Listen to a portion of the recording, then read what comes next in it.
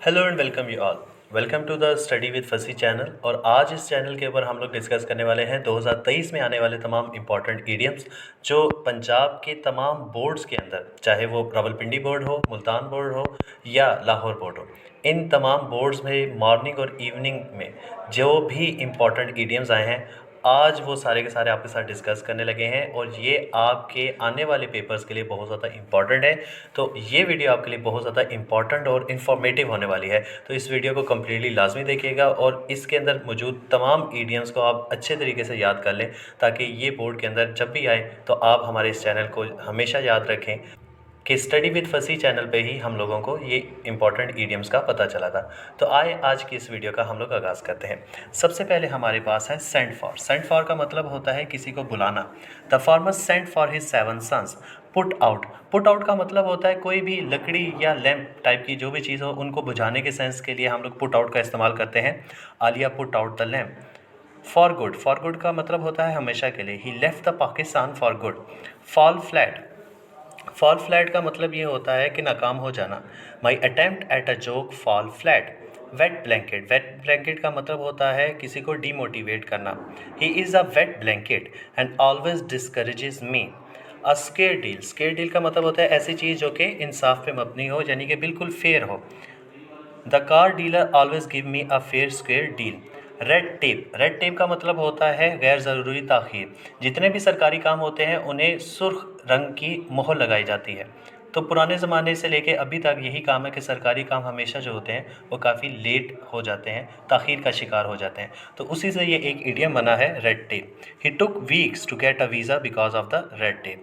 Next is under a cloud.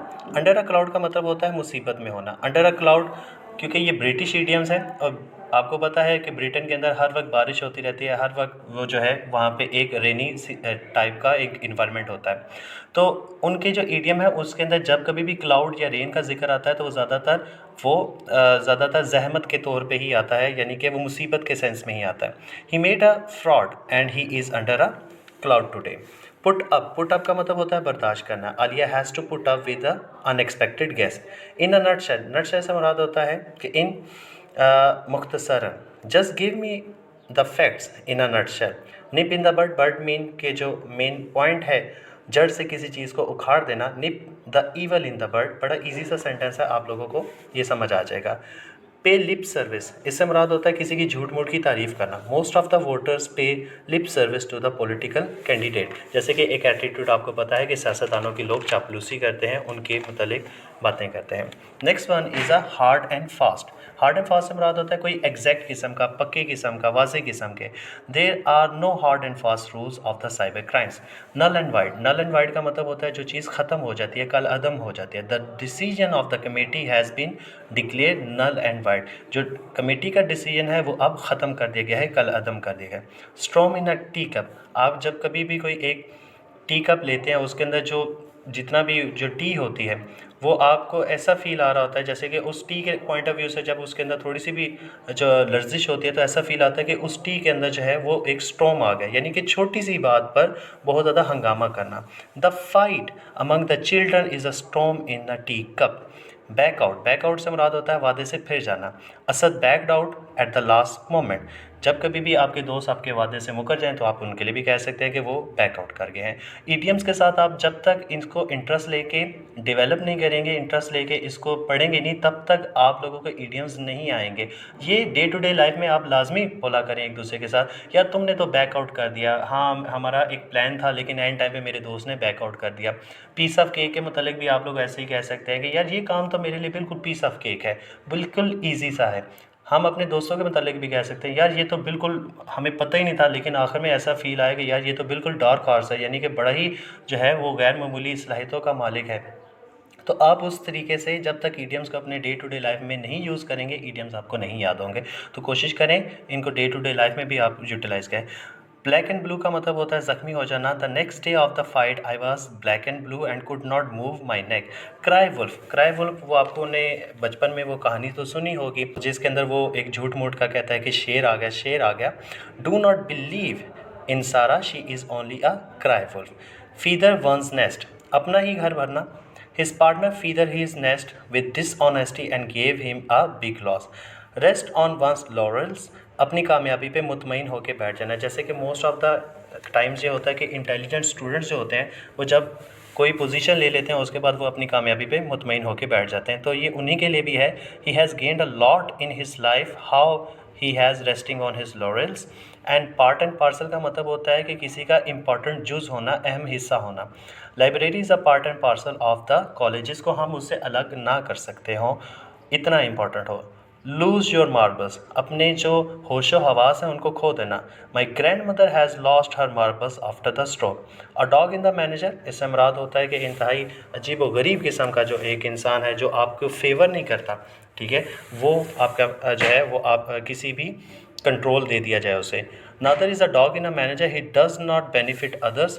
Maiden speech कहते हैं हम लोग पहली तकरीर को। मेडन आपको पता है जैसे कि मेडन सेंचुरी हम लोग कहते हैं कि ये पहली सेंचुरी बनाई है क्रिकेट के अंदर, इसे द मेडन स्पीच भी होती है।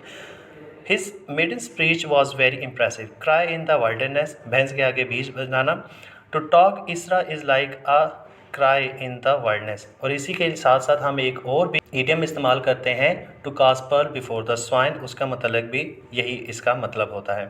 26 is a make a clean breast of, ईमानदारी दिखाना। Ali made a clean breast of the theft and admitted that he had stolen the money out at elbows, इसका मतलब होता है कि कोई भी, you must buy new clothes these are out of elbow, ये काफ़ी ज़्यादा पुराने हो चुके हैं। डाउन एंड आउट का मतलब होता है बिल्कुल डेस्टिट्यूट हो जाना, बहुत ज़्यादा गरीब हो जाना, मुफलिस हो जाना। No one helped him when he was down and out. Pros and cons आपको पता है, एडवांटेजेस और डिसएडवांटेजेस को कहते हैं, मुस्बत और मनफी असरात को कहते हैं। Before going to the decision you should see pros and cons of this issue. Fish out of the water, गैर मौजू या ट्रबल्ड वन हम लोग उसके लिए बात करते हैं। Mubeen felt like a fish out of water when he was asked to use the computer. जब कभी, जैसे आपको पता है कि जो फ़िश होती है वो उसका एक्चुअल जो घर होता है, कंफर्ट जोन उसका वाटर ही होता है। जब कंफर्ट जोन से बाहर निकाला जाता है तो इंसान ज़्यादातर कंफ्यूज हो जाता है। Next one is on the horns of dilemma, किसी भी किस्म की कन्फ्यूजन के अंदर। Tahir was on the horns of dilemma, either he should save his friend or an old man. A far cry from, a far cry का मतलब होता है बहुत ज़्यादा मुख्तलिफ होना। Islamabad is a far cry from the village where Alia grew up, यानी कि एक दूसरे से बिल्कुल डिफरेंट होना।